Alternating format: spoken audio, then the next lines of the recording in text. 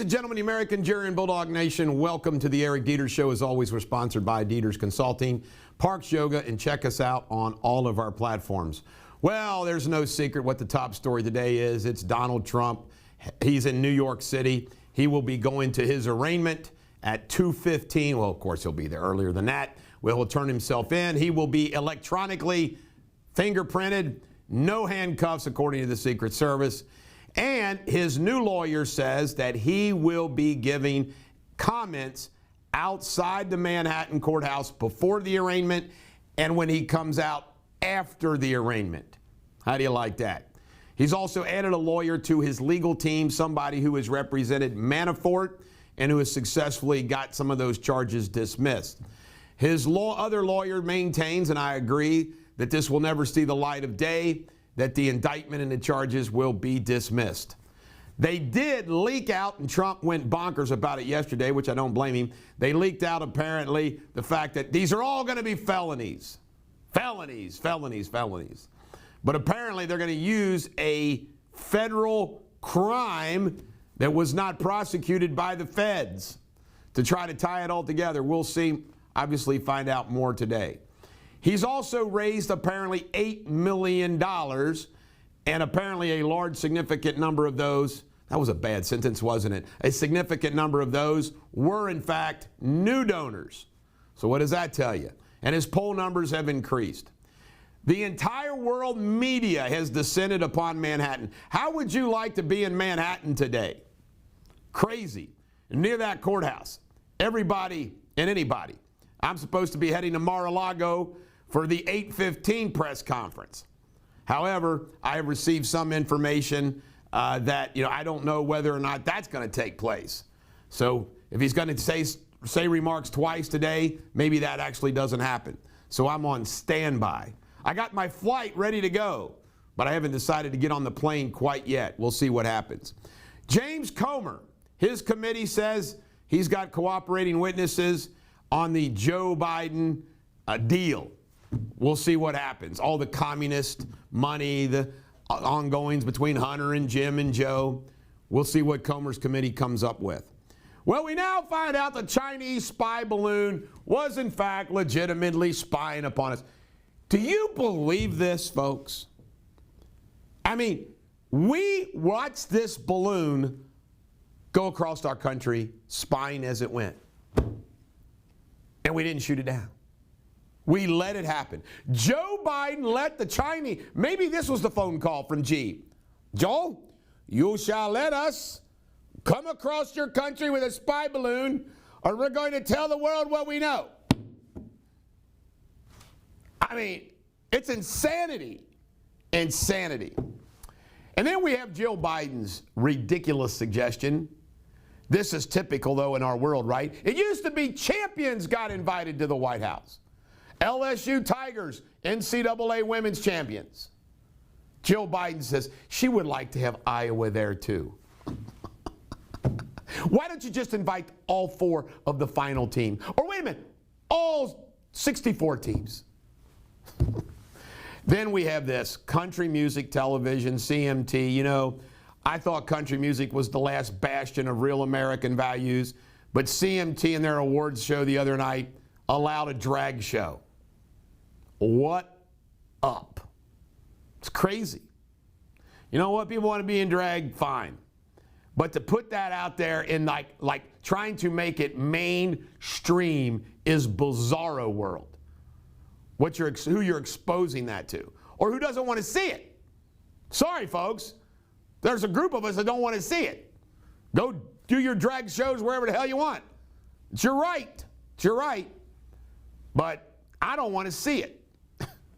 This is the Bulldog. Every dog has her day. Coming up next is Bulldogtv local news.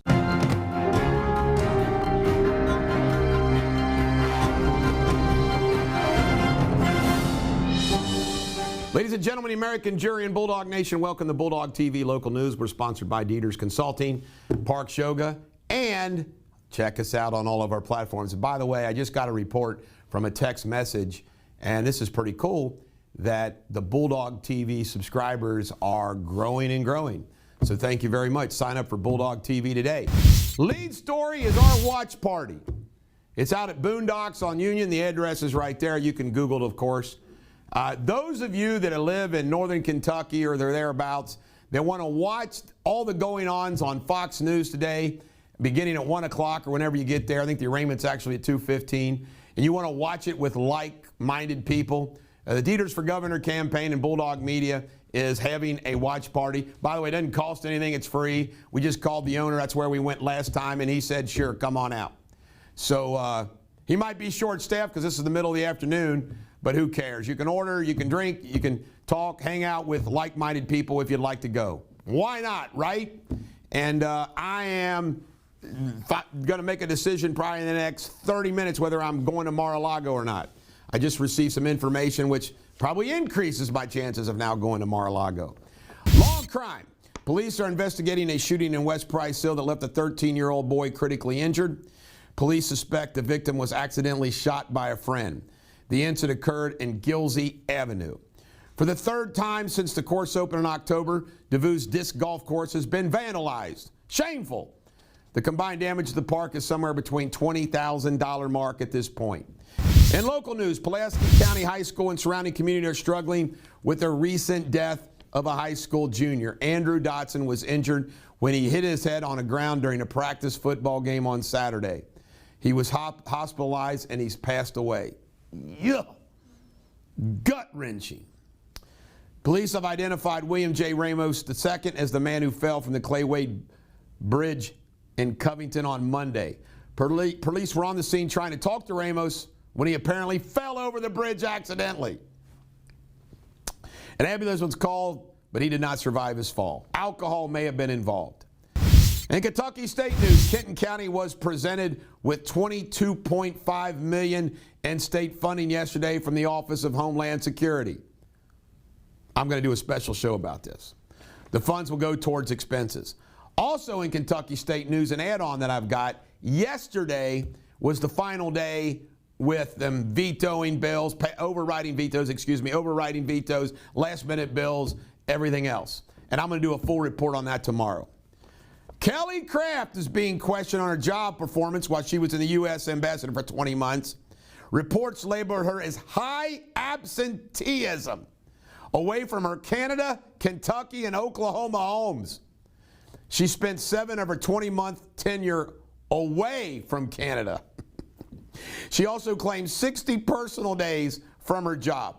Folks, and I want this to be another cutout. I had some interaction with Kelly Craft at the Kentucky Derby. I had some interaction with Kelly Craft at the Grant County event last night. There's something off. I mean, there's just something off. I mean, it's bizarre. I mean, I don't know what it is. If I had to guess, and by the way, I admit I'm guessing, but she's my opponent. Maybe there's a prescription drug thing going on. But it's weird. Weird. She's no friend of mine, by the way. Ohio State news. If you're voting today in Ohio's early primaries, some new ID requirements will be in effect. You must have a valid unexpired Ohio driver's license, a valid unexpired passport, or a state-issued ID card. Utility bills, bank statements, and Social Security cards are no longer acceptable. Yeehaw! Ohio's new distracted driver law officially goes into effect today. It allows law enforcement to pull over drivers if they're seen using an electronic device while driving. New penalties for violators include fines up to $150 and 2 points on your driver's license. The Ohio Supreme Court is about to make a decision if transgender Ohioans can change their sex on their birth certificate. Messed up. They're going to hear oral argument today in the Haley Adelaide of Clark County. Folks, you're born a man or a woman. It's that simple. In sports, Baseball Hall of Famer and Reds legend Barry Larkin was honored yesterday of a street named after him in downtown. The corner of Joe Nuxall and Marion Way will now be Barry Larkin Way. Coming up next, James Spindley in his World News.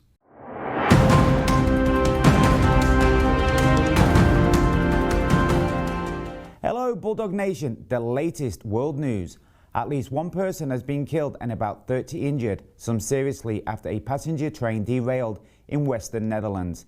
The The train transporting about 50 people hit a construction crane near the village of Vue Stratton. TikTok has been fined £12.7 million for failing to protect the privacy of our children. An investigation conducted by the Information Commissioner's Office found the video sharing app breached data protection laws. India has reacted sharply to China's attempt to rename places in the northern eastern state of Arunachal Pradesh and said it outright rejects the move. The state has been and always be part of India, not China. A young girl has been flown to hospital after she was attacked by a dingo on Australia's Calgary Fraser Island. The young girl was swimming when the dingo grabbed her underwater, then bit her. Nearby family members freed her from the dingo. She is in stable condition. And in sports, Monday Night Football saw Everton come back from 1-0 down to get a last-minute equaliser against Tottenham Hotspur. Until tomorrow, thank you for watching. Take care.